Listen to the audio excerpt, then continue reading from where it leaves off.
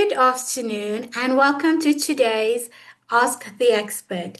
My name's Anita and today our topic for discussion will be healing through connection. This would be finding strength and hope in support groups. Thank you so much for being here and we hope that this is going to be an amazing session that's going to interest so many of you. We are joined today by two of our wonderful support group leaders. We have the lovely Chantel Muchaya and we have Tris. Tris is, sorry, something went wrong there. Oh, and Tris, Albas. So welcome to you guys today and thank you so much for joining us for Ask the Expert today, Tris and Chantel. Okay. So I'm just going to give you a quick bio on Chantel, and then we go to Tris.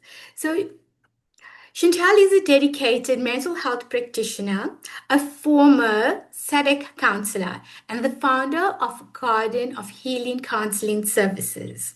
She mentors psychology graduates. She leads a support group for migrant women and individuals facing suicidal thoughts.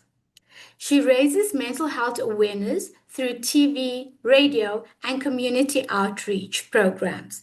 As the founder of Young African and Proud, YAP, and a content producer for Eunice's Radio Unfiltered Minds, she amplifies powerful stories and creates conversations that inspire change. Wow, that's a great bio from Chantel. And then Tris Albas. Tris is an applied social science graduate with an honors in psychology and specializing in counseling. Chris is currently working towards his master's degree in clinical psychology. This is driven by a passion for exploring how creativity and compassionate care can support healing. Chris also facilitates the SADAG Queer Mental Health Support Group. He also works as a program assistant and scheduling coordinator and a client support at a private dependency and psychiatric facility. So, wow, that's amazing. Thank you so much for joining us, Tris and Chantel. So, today talking about healing through connection, it's such a strong topic to talk about. So maybe I can start with you, Chantel. Maybe you can tell us about your journey and what got you first, or what first led you to support groups. Thank you for having us, Anita, and good afternoon to everyone that has joined us today. So, what led me to support groups was my first encounter with SADAG. And up to now, I always remember how that encounter was for me because it lit a fire within me and a fire that's still burning up to now. So it all started when I came across the SADAG's website. It was in 2020, and I was blown away by the amazing initiatives that SADAG has been involved in, and that led me to reaching out to Cassie. And I sent an email. I told her everything about everything that I've been doing, mental health related. And at the time, I remember I was a radio producer and presenter for a show titled Your Mental Health Matters. I told her about that as well. And when she responded, oh my goodness, she was so kind. She was so sweet. And, she cheered me on and told me about all the initiatives that SADAG were involved in. She sent me links to volunteer and what I can do. She provided me with information. And from there, I joined SADAG, and here we are. Wow. What a wonderful story, Chantal. That's amazing. And it just shows your reach out and the correspondence that you got and how everything just fitted into place. That's really wonderful to hear. And Tris, what made you start at SADAG as a support group leader? Thank you so much, Anita. Hi, Chantal. Hi, everyone, as well. So I started a support group because it's out of personal experience. When I was kind of growing up and kind of going through stages when my mental health started becoming a real challenge for me, especially coming out as gay to my family who were quite religious. And like I'm just finding so many stumble blocks and challenges along the way. I kind of came to this realization that a support group is something that I kind of wish I had at that time, because I found myself in a place where I was talking to people or trying to explain to people like what it was like, or like what I was dealing with, or where I was coming from. And I felt like no one quite understood. It felt like, there weren't many people in my life at that time who understood what I was going through, or what I needed. And I think that's kind of what led me to start my own support group, because I wanted to kind of create a space like that for others, where there's a space where you can kind of come connect and share your experiences with people who might have different experiences, but also will kind of understand where you're coming from. I think because there's so many different support groups for different topics and different things. So you'll find a support group with something that is very close to what you're dealing with, and you'll find other people who might understand a little bit better than others in your life who don't quite understand. And that's what ultimately led me to starting my support group, or wanting to start a support group. And I've just kind of grown a huge love for support groups ever since. The SADAG training is amazing. And the more I work with SADAG, the more I wish I could do this all day, every day. So, yeah. Tristan, thank you for that. And I hear you when you say that, even like you have family or you have people around you and they don't really understand. And like you said, you wish you had this at that time. And it's amazing what you actually find through creating that space for like-minded people to be there and to talk and to be there for each other. So that's really, really amazing. And Chantal, just going back to what Chris was talking about, can you tell me a little bit about your journey and how that has influenced your support group? So my journey since becoming a support group leader, correct? Yes, your journey and in your group. What's actually inspired your group? So my group was inspired by women, right? Especially African women. So I realized that, African women find themselves migrating for a lot of different reasons all over Africa and all over the world. But once they've migrated, they don't usually have access to resources, when they have migrated to those new to those new countries. So the aim was for the group was just to bring those women together, for them to share experiences, to take care of their mental health as well, because relocating doesn't take a financial and physical toll on a person only, it also takes an emotional toll on them. So the group was provide a platform for them to interact with one another, to share resources, and just be there for each other. However, we received a lot of young women, wanting in the group, a lot of requests. So now we had to divide the group into two. So we've got a migrant women group and just international women, which is women from all over the world, not necessarily a migrant, but who just needed a space to share their experiences and get support. Wow. Thank you for that, Chantal. And yes, it's amazing being in that role. Like for many of you out there, our support groups are run. We've got many of them in South Africa, and then we also have the international groups, which is where Chantal's coming in. She is the support group leader for an international group. So there is help for people even outside of South Africa to get help from our support group leaders. Yes, Chantal. So thank you for that. And Tris, maybe coming back to you, what's or how has your lived experience maybe shaped the way that you show up for others and even for others in within your support group? Thank you so much for the question, Anita. Mm. I think it would be really difficult to pinpoint exactly like how, because like when I ask like to like how like really explain it, I think it's quite hard.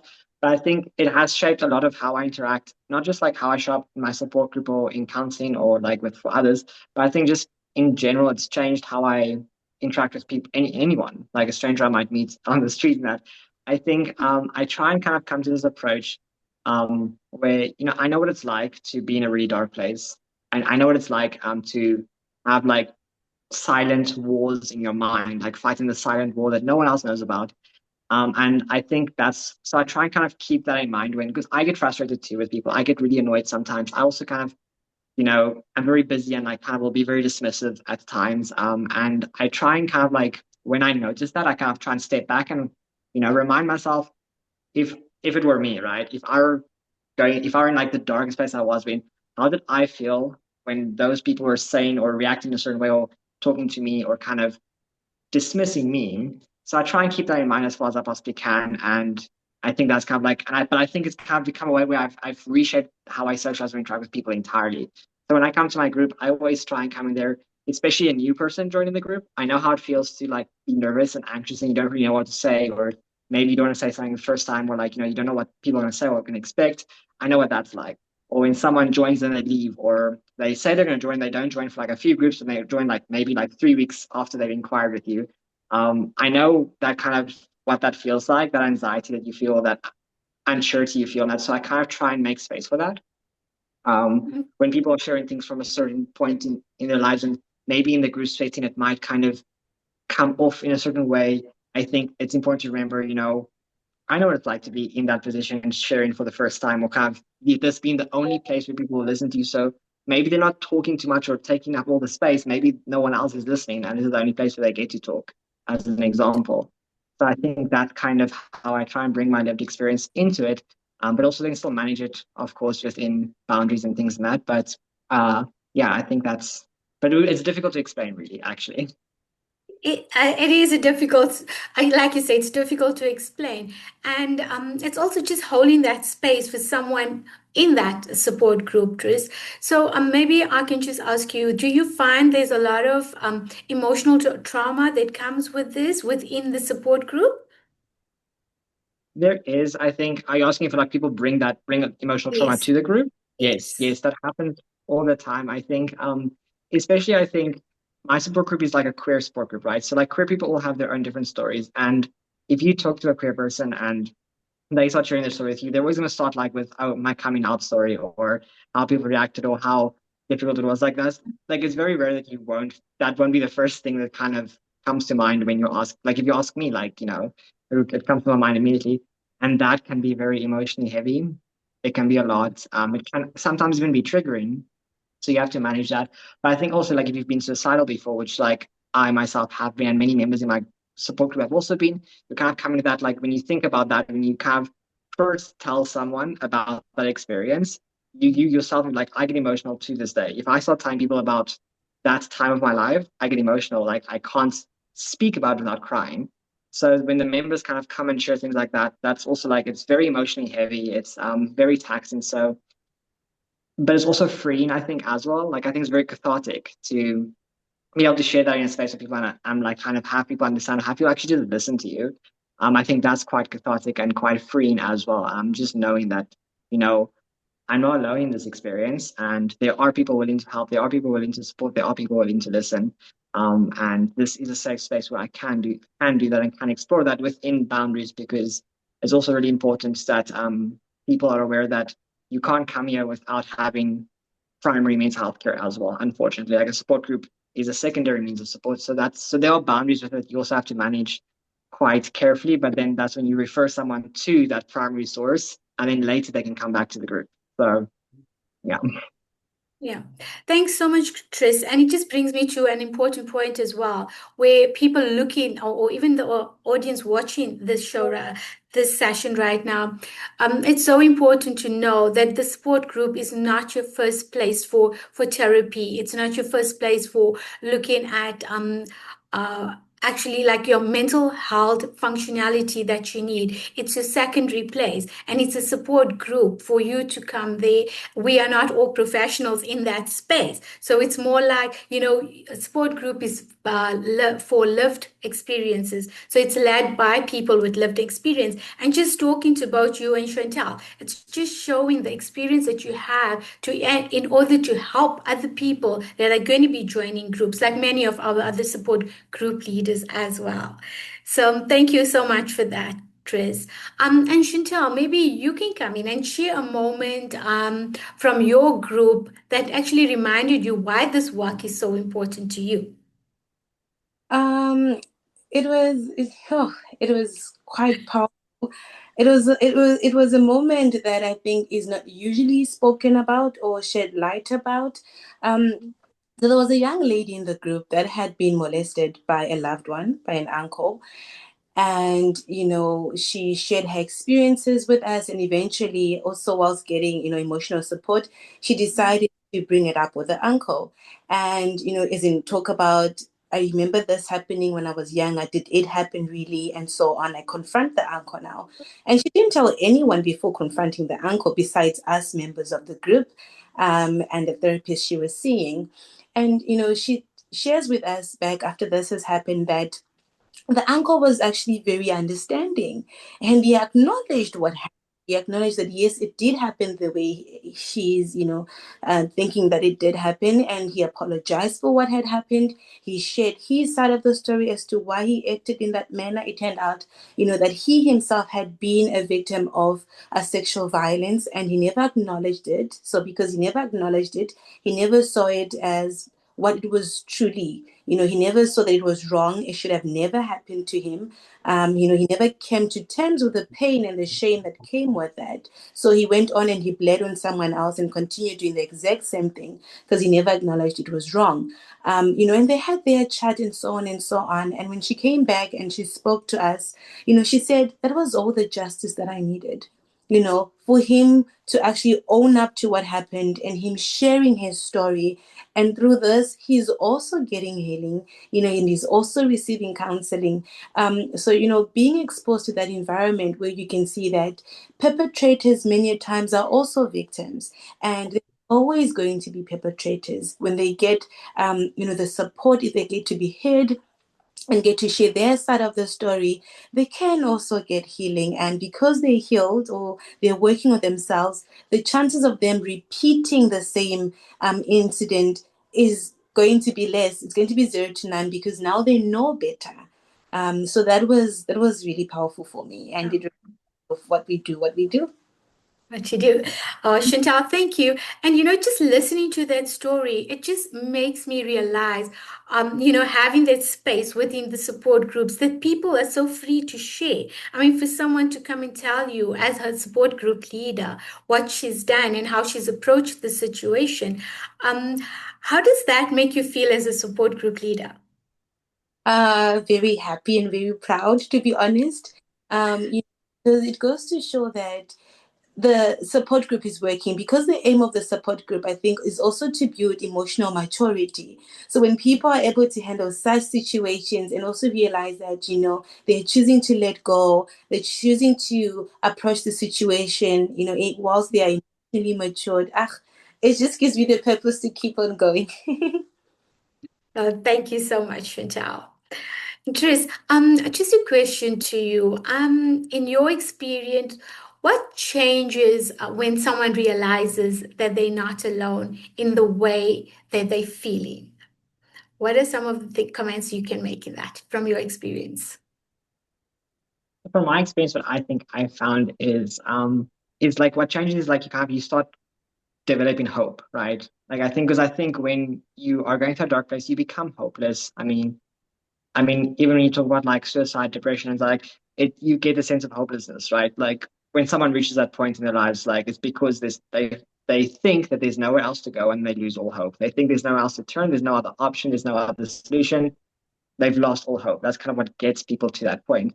So I think when you join the support group space or you kind of talk to a counselor, you reach out and you start finding that there are people that are willing to listen, that people will kind of, support you, and that gives you hope. And I think that hope is the most powerful thing when you're kind of going through that rough time, is that I think any of us can attest to, like, hope can make a monumental difference in your life.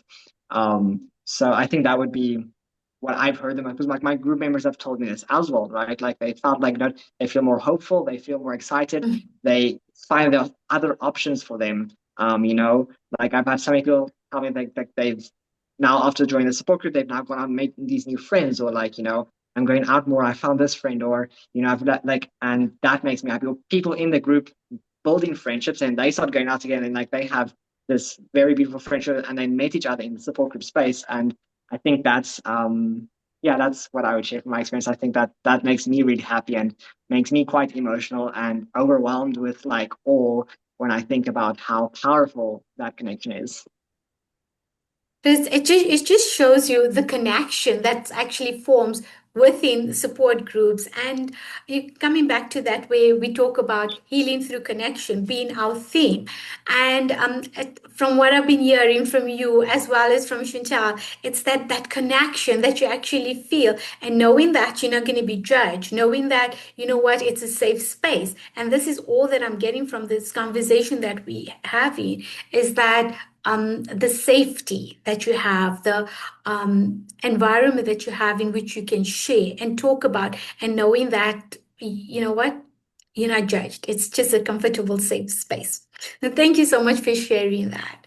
And Chantal, maybe I can ask you this question. As a support group leader, how do you support others after looking at your own emotional well-being? Do you maybe feel drained, or how do you fill your cup? I think it's something similar to what Triston said earlier. And for me, it's setting boundaries. And when you're setting boundaries, not in a mean way, but so that I can also, recharge and fill up my cup, because I'm also human, as you said. I'm also a human being, and I need to take care of my own mental well-being. Because if I don't take care of my mental well-being, I'll end up bleeding on you. And bleeding on you, I mean, maybe sometimes I'm not patient, or not as supportive, because I am also empty. So I ensure that I provide my support group members with resources. So in cases where I am not available and I'm recharging, they do have access to other organizations that they can reach out to in cases of emergency. I encourage them to build a community, a friendship amongst themselves, like they just said with us just now, so that they can speak to each other and reach out, to each other. Ensure that they're also emotionally matured to be able to process their emotions, that they have the coping mechanisms to process any difficult emotions that they might find themselves dealing with, and they can't get hold of me, or, for example, some of the support group members, or even organizations that we would have shared with them. Okay. Thank you, Chantal. And it just shows me like that within the support groups, you also try empowering the people that are in there.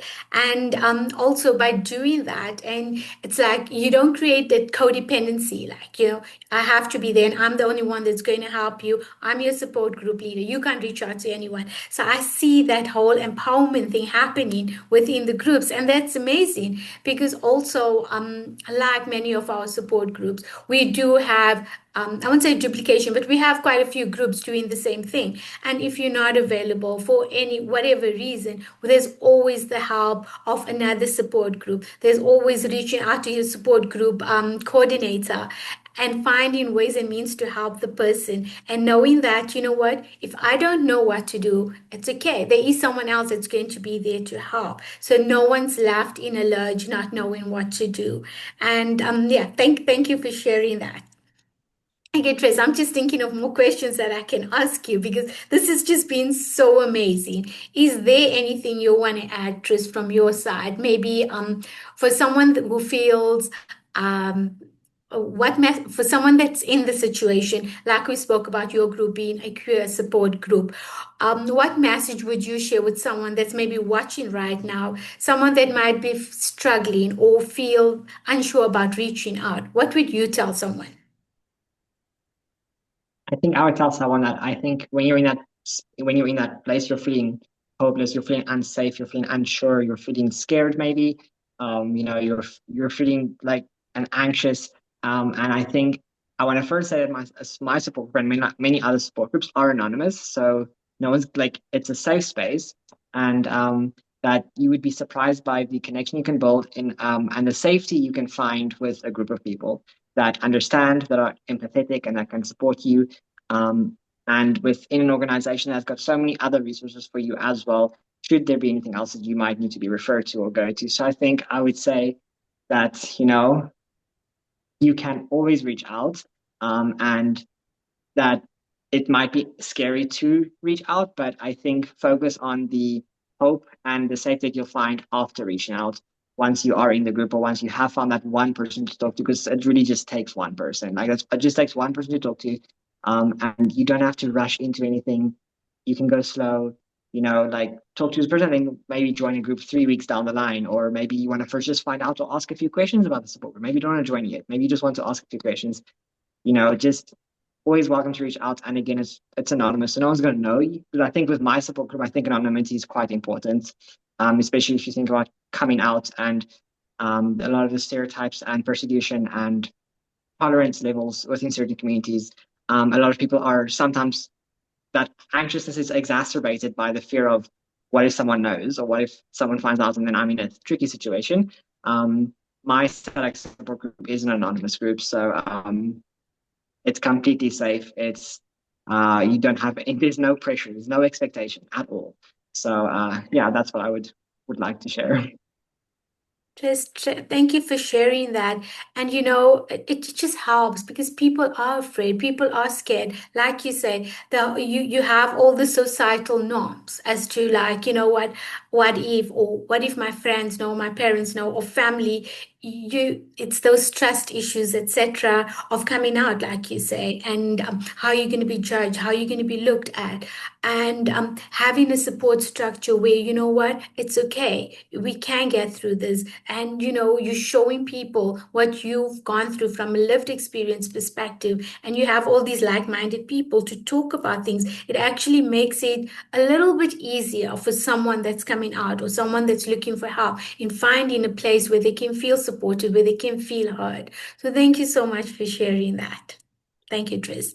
And maybe Chantel, from your support group side, how do you think they truly feel when they are heard and seen?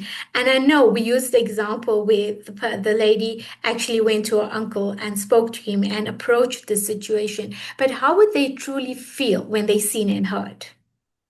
Um, I think when they're sin in head, they are willing to forgive, right?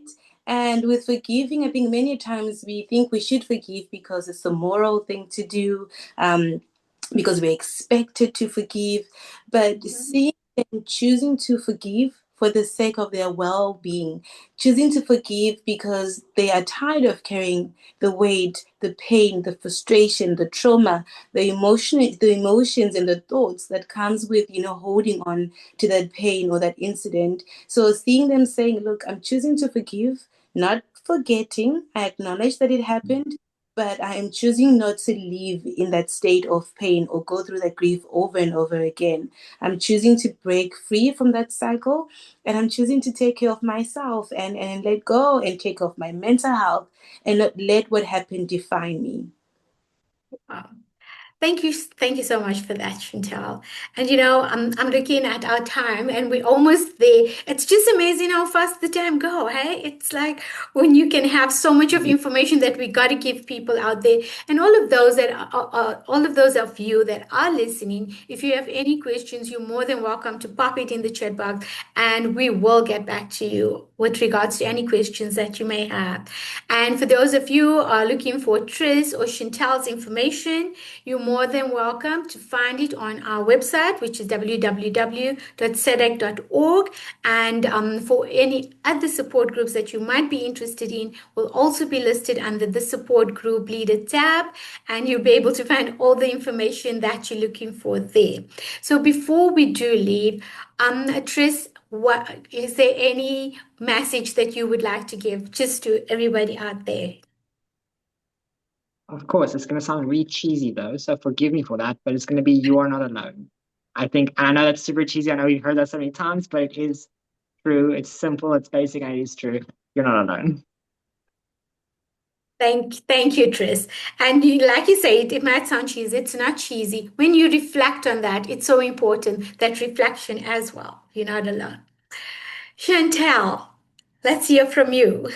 For me, I think it'll be that, I know the world is a terrible place. I know there's so many bad things that are happening out there, but I'm asking you to please have hope and believe that things are not as bad. There are people that are providing support, and also invite people to try and find ways to make the world a better place. Being kinder to someone, in the workplace, at home, in our own families, and our friends. Let's choose to treat each other with kindness. Let's act in ways that would make the world a better place, not only for ourselves, but also for our children, because they're the future. And if we keep on making it bad, they have to live in that environment. Oh, thank you so much for the wonderful message, Chantal. And yes, so we've come to the end. And from my side, I just want to say thank you to Tristan and Chantal for joining us today on Ask the Expert. We really appreciate your time and we value everything that you do for support groups. And for me, I just want to say that you can heal through connection and just reflect on those words. It's so important. So thank you and goodbye. Bye. Thank you. Bye. Bye. Bye.